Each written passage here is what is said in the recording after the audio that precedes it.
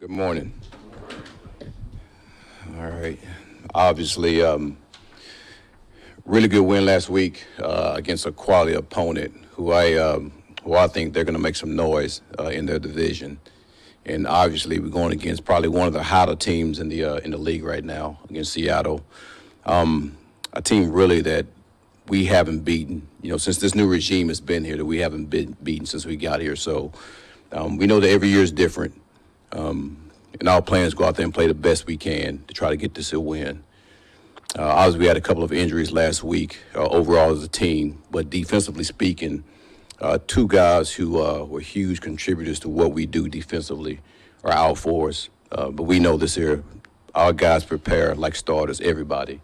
All right, so the guys that's behind those guys got to step up. And guys I'm thinking about is Josh Pascal, first guy come to my mind. So those guys got to play really well for us. And the other guys that's in that room, all right, has to step up and play for us too.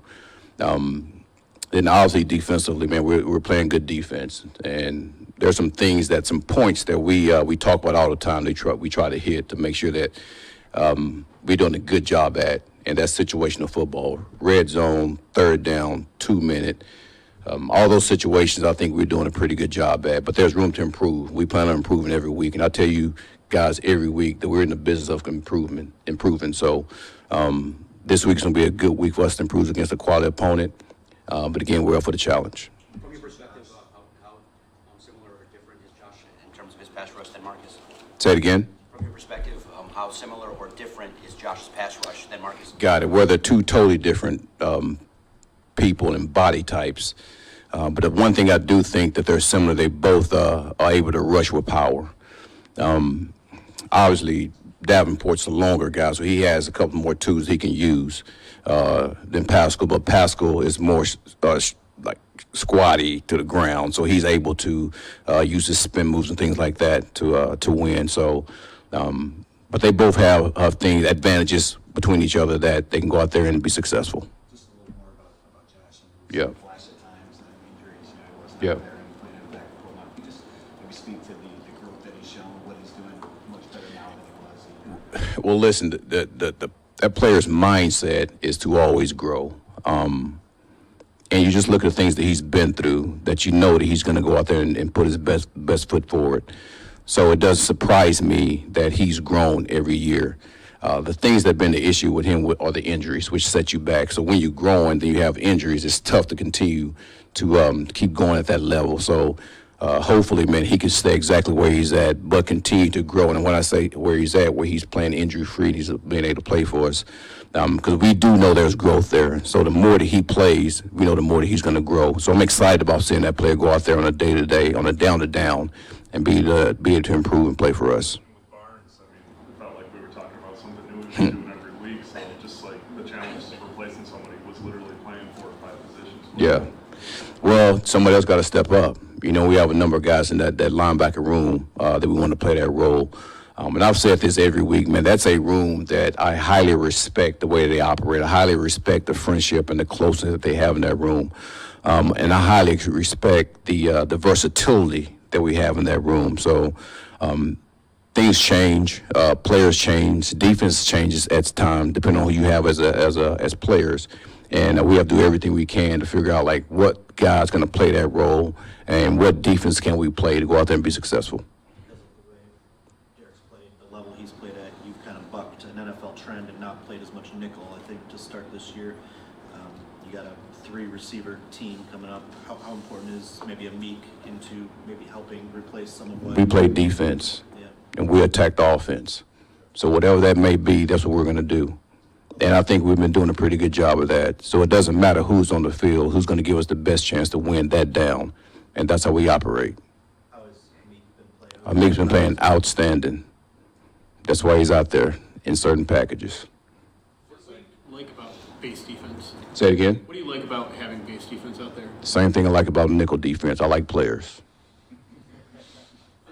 Every week we're asking about a pair of stud wide receivers that doesn't slow down after this week in Minnesota and Dallas. So I guess just is that how the league is now? Do you just kind of expect every team to have just like a? Well, I will tell you this. If I was an offensive coach, I'd definitely go in that direction because of the advantages they could give the offense right now. And that's okay, and we understand that.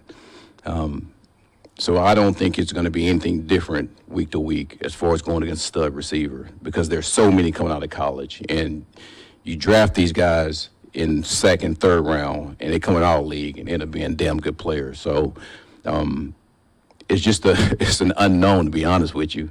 You might have first round guys that, are not as productive. You might have a third round guy that comes out and blows it out the water. So I think that's the exciting thing about offense, and that's the exciting thing about having 3 or 4 receivers on the field. You just don't know which one of those guys are going to just take off. Do you like the way Brian and Kirby are kind of settling in together in that safety role? They're really active that last game, got a lot of hands-on balls. Do you like what you have in the back end? Listen, I'm excited about the whole back end, to be honest with you. And I've said this from the beginning. Since OTA, someone's been out to where they haven't had a chance to really work together. And finally, they're getting a chance to work together, including Amik. So I'm just excited about the go forward. And you're absolutely right. I said this last week about Kirby and BB. Those guys are really growing as communicators in the back end. Obviously, we know they can make plays, and they've been very productive for us. And that's no surprise to me or anybody else on the defense because they're damn good players. We expect that out of them. So each week they're getting more comfortable talking. They're getting more comfortable trying to drive the bus as far as, making those calls, and even with the linebackers. So it's a lot of trust that's going on right now, but we got to continue that. It seemed like Kenny Walker probably going to be able to go on Monday. From what you were able to tell, how much does he kind of change the dynamic for them and for you guys as well? Well, I think they have 2 good backs. I think both of those guys are somewhat similar as far as body type, but you're absolutely right about that player. We talk about that player. That was the first thing that we talked about when it came to Seattle. It's him being able to play. He's very explosive. He's dynamic with these jump cuts. He has a really good stiff arm, so you have to be able to run through tackles and understand that that's how he operates as a runner. Now, we got a gang tackle, and that's both of those guys. So, and I know you guys know about us, everything starts with make sure we stop the run and try to make a team one-dimensional. So it's going to be a challenge. It's going to be a challenge stopping both of those guys.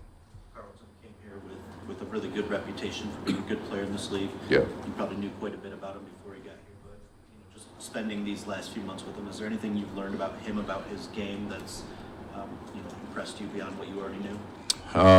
He's a silent operator for the most part. He doesn't say much, but he's always locked in on what his job is. He came here for us for a number of purposes, but, he wanted to play man coverage. He wanted to go one-on-one with his guy for the most part, and we don't do that in totality, but that's a lot of what we do, and he's doing a damn good job for us. So I think we all know exactly who he is as a player. He's been a good player at Tampa, and he's doing a good job for us, and we know that he's going to continue to do that. Big picture thing, and some of it may fall more on the position coaches, but Yeah. when you have your pass rushers, can you just explain how you go about identifying the move that works best for them and helping them refine that and the other moves, I guess, that come off that? You talking about moves, or you talking about just matchups against teams? Like a move, like Aiden's spin move. Yeah. Right? You identify what works well for a player. Listen, some of that is the instincts of the player. And that's one thing that we as a staff try not to coach out of. I remember Aiden's first year, he had this spin move. We always spin outside. And T gets here, and T's teaching him to spin inside. And that move has worked well for him. So it's just really opening up the toolbox of each player on what their body type, what their talent, athletic skill set is, and being able to say, I think you have a chance to use this. But the thing you have to make sure you don't do is give a guy such a vast amount of moves that they don't perfect 1 or 2 moves. And we try to do it with all of our players, and you try to do it with defensive backs too. Like, what's your baby? Like, when it's 2 minutes and they know what you in, I know what I'm in, right? What is your move at the line of scrimmage? What is your move as a pass rusher?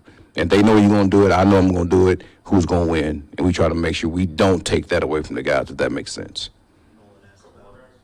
Nolan asked about every team having multiple receivers. Seems like every quarterback is mobile too. We talked about that. plenty.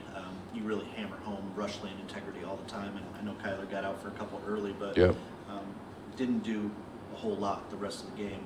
How pleased were you with, I guess, the growth and development of your front and how they're backfilling those lanes and giving quarterbacks less places to escape? Listen, I have my own thoughts and philosophies when it comes to mobile quarterbacks. And listen, these guys create so much space because of how they're able to utilize their talent that it's hard to just say, man, we're going to stop this guy from doing this, this, and this. But, man, when you have rush lane integrity, when you actually rush the quarterback and you give guys, I don't want to say the freedom, but you give them an opportunity to make sure you rush, but understand how to rush. I think that's the best way to put it. And our guys did a hell of a job with that last week. Listen, Kyle is a dynamic player. He's I don't know what he's making, but he's up there as far as one of the top paid quarterbacks. So he's going to make plays. I don't think people understand that, but he's going to make plays. But the thing we try to do is limit as many plays he can make. And, man, I'm so proud of the way our guys operated last week because they did that. Listen, he got out a couple of times. Okay. All right, but at the end of the day, man, they did a damn good job of making sure they keep him bottled up, and our game plan worked to perfection. All good? How we doing? Incredible. Seattle, Monday Night Football. What did you make of Jack's performance against Arizona? Yeah, obviously he played great. I think anytime any individual plays great is a part of a whole lot of people and a lot of things going on. I do think the one thing you guys have kind of asked me through the years that I've been here is like, what can he improve on? What does he need to work on? And I've always said, a lot of situational plays. Punt the ball in the plus 50 area, punt the ball in kind of what we call the fringe area, minus 40 to 50 yard line. Some of these things where you're placing the ball more than just pounding it as far as you can pound it, he's really improved at. And so to see a guy have a great game, but also there was a lot of plays where those plays weren't necessarily his strength always, and something that he's worked really hard on through the last handful of years and have success doing it that way. It makes you feel good for, not for me, but for him really, and for those guys. And obviously the most important thing is it helps the team win the game, which is really what we're in it for. So super happy for him, but I would also say that in order to punt the ball like that, you need gunners to go cover the ball. You need the protection inside. You need a great snap, which really it starts with. If you get a good snap and then the guy rips it back there and gives you time and puts the ball on the spot and gives you a chance to get the ball out there and place it how you want to place it, that makes hitting it a whole lot easier. So it's really a culmination of a lot of people.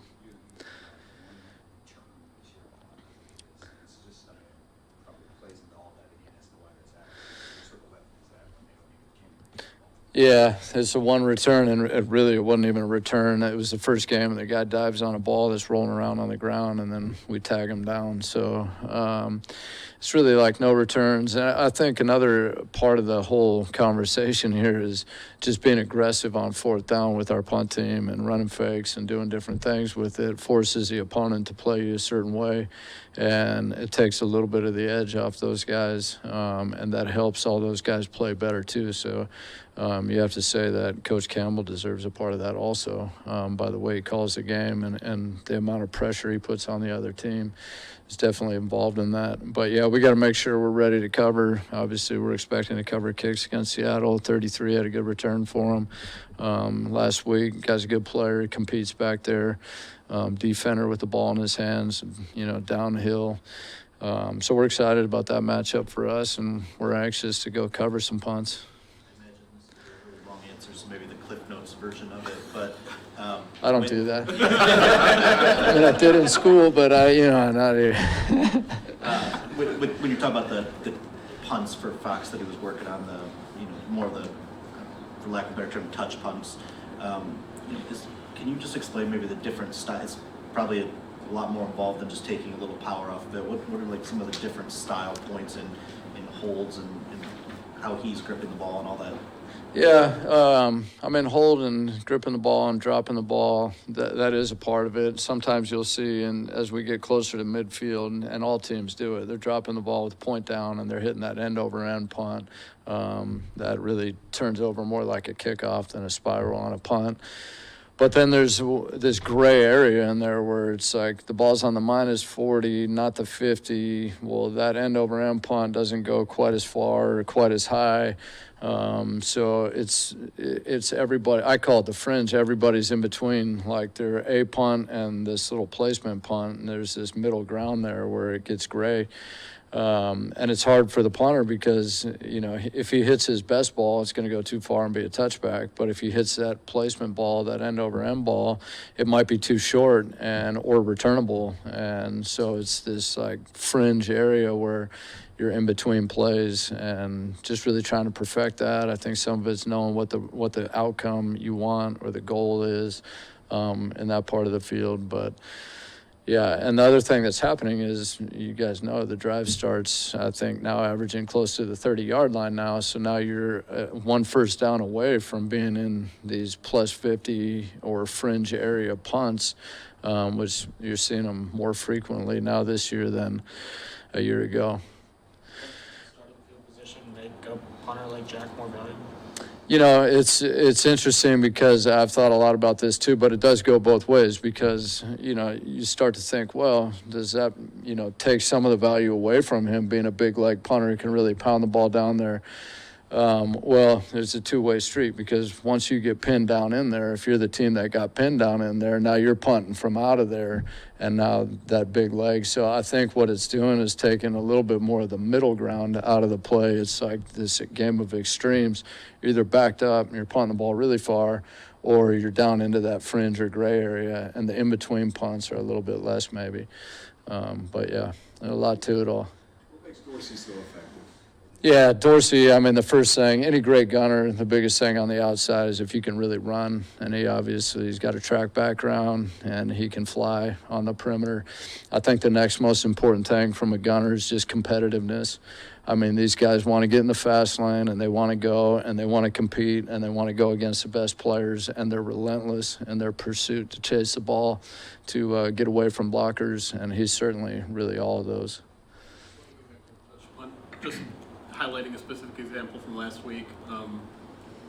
The offense originally went on the field on the 4th and 1 from your own 46, trying to draw offsides. Some people thought maybe you take the 5-yard delay a game there instead of calling a timeout. Was that a preference for Jack Fox, who would have rather been at the 46? Yeah, so now we're going to introduce another element to the whole play. But people rarely talk about this, but it's significant in the numbers too when you look at it and you kind of evaluate a punter. I've said here for years that like the way the media or the public evaluates a punter a lot of times is on gross punt, which is distance of punt. But there's just so many ways to look at the punt. But the other one that comes up is when it's 4th and 1 and you're punting the football. Usually they have their defense out on the field and they're in more of a safe configuration, which is a lot less return oriented. And you're playing to make sure you don't give up the fake or the first down if you're on defense. And so now the punt team really has an advantage. So in that situation there, it was 4th and 1, I believe, and we opted to take the timeout because we knew that 4th and 1 would keep their defense on the field, and it would really help our punt team go out there and execute at a better level than if they had their rush team out there. It's 4th and 6. They feel like maybe they can rush the punt a little bit more, or maybe they can run a little bit more of a hold-up scheme, and now that your net on that play or drive start at the end of that play ends up being more advantageous for them in that situation. So in my opinion, it was a great call by Coach Campbell. And we had the luxury to use the timeout because obviously we had the lead and all that stuff. But there's a lot that plays into all these things. I felt like Khalif was having a fair catch every punt his way. He's being able to return a lot more this year. How much of that credit goes to some of the initial blocking, providing him those opportunities? Yeah, I think, you talk about Dorsey, and you talk about Dorsey on the punt return team too, because at the end of the day, the two guys who are going to get there first are the gunners. Either your gunners, or if you're on punt return, the other team's gunners. So slowing those two guys down, their only job, they don't have to protect. The inside guys got to protect. The outside guys, those gunners are just flying down the field and trying to stop the play before it even has a chance to start. So when you're talking about the return game, the first thing you got to do is slow those guys down. And there's a combination to that, and that's where you get into hang time, distance on the punt. The longer and lower the guy punts it, the harder it is for those gunners to get down there. So some of our return game's been an effect of what their punter does and how they operate. And then some of it's been an effect of those guys holding up. But I thought Vildor and Dorsey on the outside for us have both done a really good job of competing with the other team's gunners on the outside and slowing down that primary phase or the initial phase of coverage. And then on the inside, we got a lot of good players who are playing really hard for us.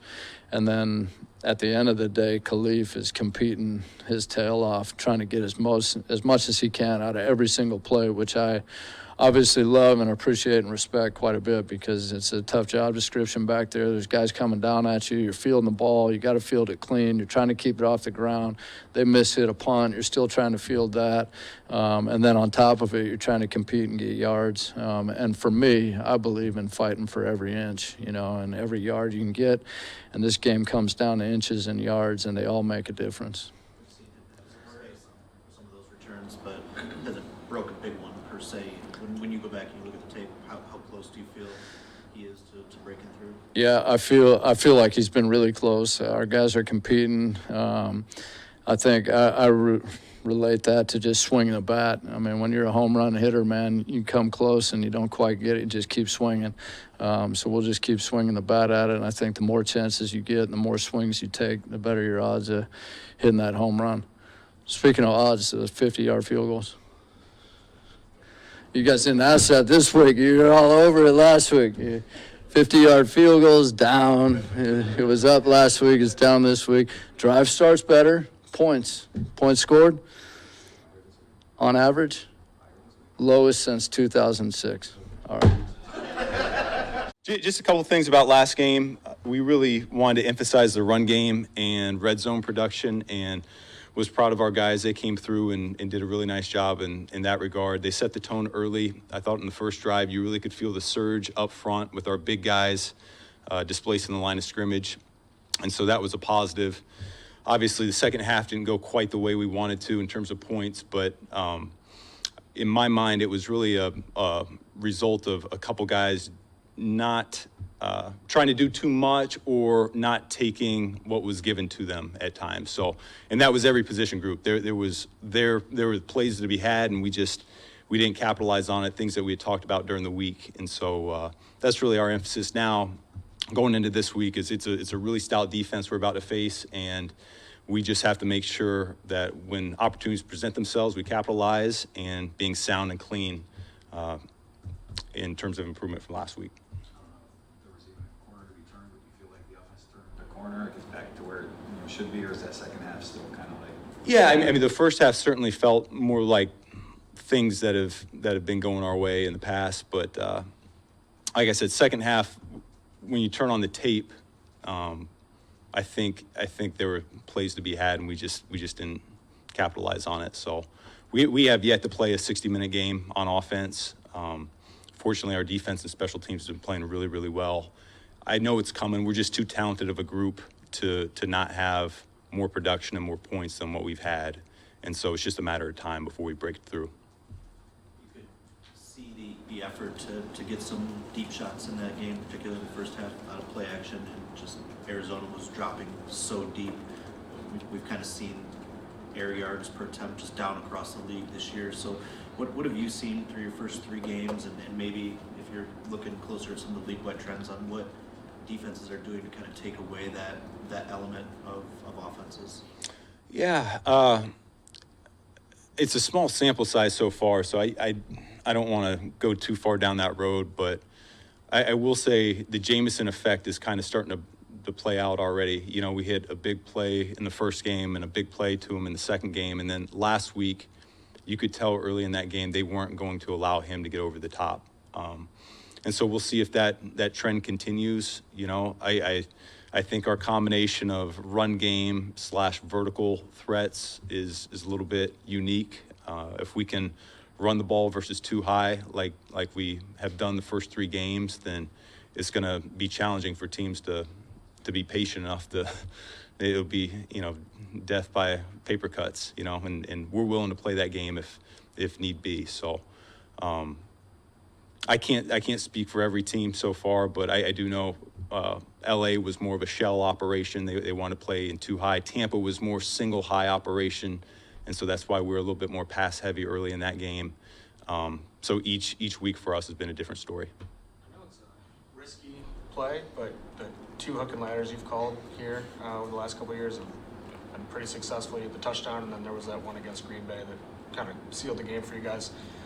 I'm just curious why you think that that's maybe not more popular of a play, and do you see maybe in the future like that play becoming more popular in football? Yeah, I mean, it's something we talked about this offseason. That was really inspired in the springtime, just watching our own cut-ups. We throw a lot of those 5-yard in routes, whether it's to St. Brown or Laporta, and you just notice the coverage collapsing time and time again whenever we do that. So we were just looking for something that would hit through the back door, and it worked out like we wanted to. You know, Kansas City, I think they ad-lib and do that, you know, just the faith within the players, you know, being able to secure the ball well enough. This one was a little bit more choreographed on our end just to make sure it was sound, but I think, to your point, there's probably some merit to that. It's untouched territory. I think it's when things haven't been done before, people kind of get on edge a little bit because they're not sure how it'll unfold. But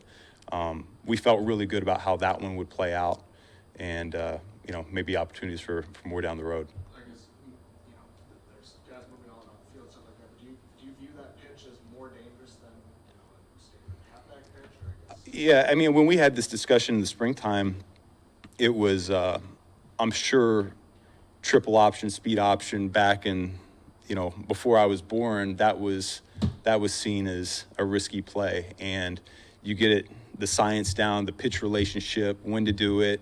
And, you know, teams just made that their whole offense for 80 plays in a game. And so why is it any different down the field? We certainly felt that way when it was St. Brown catching and tossing it. The risk was very, very small. We trust that player. So I think that's really what it comes down to, is time on task and feeling confident about it. Who gets credit for naming that one? Say it again? Who gets credit for naming that one? Jared said it's shaking big. Oh goodness, I can't remember where we came up that. That was a late night inspiration right there. It was actually going to start with Laporta to Gibbs, and you know, it got out of control from there. Laporta wasn't available during training camp, so it became a St. Brown play. No, that was not the officials, but good recall there. I still have that play upstairs in my office too. That'll be a rainy day. For you to have a guy like Graham, not a lot of teams have a guy that can step in there that's had 38 starts at center in this league. Just the benefit of having that, and how that can maybe just calm you and keep the game plan just as normal. That's a big part of his value. That's why we wanted him back a couple years ago, and then when he was a free agent again this offseason, why Hank and I really pounded the table. The versatility between playing excellent guard and center flex was huge for us. So, you know, he's a very diligent and cerebral guy. So, you know, over the course of the week, he kind of gets in this zone when it becomes a center mode, and he's thinking about the calls, this, that, and the other. But I know on game day, it's just going to be like riding a bike for him, because he's got, as you said, a lot of starts under his belt there. So I know Jared feels confident about it, as do I. This might go back to what you were saying about the deep pass and everybody playing you a little bit differently. You guys have a real nice balance of zone and gap runs typically. This last matchup was really zone heavy. I thought that was interesting. How much of that is opponent based, or is that something where you feel like you do it really well and it was something that helped you guys get back on track? Yeah, I would say probably a year ago, the group that we had, our zone scheme was probably our most consistent. it's hard to say right now, 3 games in, who we are. You know, I think the bye week coming early, that's one of the benefits is we'll be able to sit down and over these first 4 games really determine what direction we want to go, because we are a different team. You know, we're a different offense, and we're going to have to decide what fits us best at this point. So, yeah, last week we felt really good with what we saw on tape and just our execution in training camp of what that wide zone scheme was going to look like. Our backs are getting a great feel for the stretch and the cut-ups and when to bounce it. And so it just, that was probably more of a game plan thing, just the amount that we did that week. Is Jared Goff officially a mobile quarterback? There's no question. I've been challenging him for 3 years now to race me after practice, and he just declines to do so. So we'll see if he'll come through. You guys got to challenge him on that. See if we can see how fast he really is. How fast are you? What kind of quarterback were you? Yeah. Wait, we didn't throw it much in high school, Dave. Relive the glory days. With Frank, we've seen him play a game with a significant throat injury, now playing this game with a partially torn pec. Does his toughness and pain tolerance even surprise you? No, Frank is incredible, man. He's one of the last Mohicans, if you will. I mean, he's one of the few and far between, because they just don't make them like him anymore. So, tough guy, and be certainly ready to get him back. Dan, just about the value of the Ravens tape from last year and prepping for Mike's defense. I know how driven you are. How much have you poured into that tape, I guess, to maybe find or unlock some things for this matchup? Yeah, probably less so our tape, just because of how that game went. But there are a lot of similarities in what they're doing in Seattle with what they did in Baltimore. Different players this year. This is a really good group of talented defensive players that they have there. I mean, on all 3 levels, up front, defensive tackle wise, you can tell that they're penetrating, they're disrupting. And then these edge players are probably the best group of 3 or 4 edge players that we've faced so far this year. Linebackers are super fast, and then the secondary, they really don't have a weak link in terms of coverage guys. 27 is sticky. 21's one of the best young corners in the league, I believe. And then the safeties are good and aggressive. They like to fit in on the run, and they're good coverage players too. So he's got great pieces at his disposal, and that scheme that Coach McDonald runs, I mean, it's proven that it's really good. He's been top 10 the last 3 years now since he's been coordinating. So in not only overall defense, but every major category. So third down day today, I know all of our guys are on top of, man, this look, because he likes to bring a lot at you.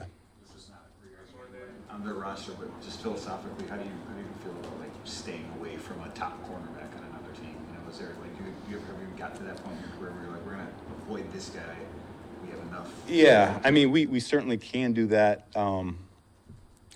I think you can look back to 2 years ago, the Jets, when I don't know that we targeted Sauce one time that game. And, sometimes you can dictate that. Other times it's a little bit more challenging if they mix up coverages a certain way. But we can do that.